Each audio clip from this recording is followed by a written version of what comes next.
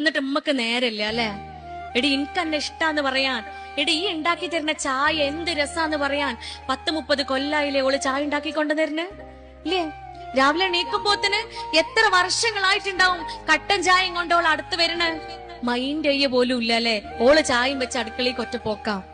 ആ ചായ കുടിക്കുമ്പോ എടി നീയും ഇവിടെ ഇരിക്ക്, ഈ ഒരു ഗ്ലാസ് ചായയും കൊണ്ടുവാ, നിന്റെ ചായക്ക് വല്ലാത്തൊരു രുചിയാണ് കേട്ടോ എന്ന് പറയുമ്പോ ഓളെ ഉള്ളിൽ ഉണ്ടാകുന്ന ഒരു സുഖമുണ്ട്, ഓൾക്ക് കിട്ടുന്ന ഒരു അംഗീകാരമുണ്ട്. പ്രിയപ്പെട്ടവരെ, അതിനെയാണ് സ്നേഹ പ്രകടനം എന്ന് പറയാ.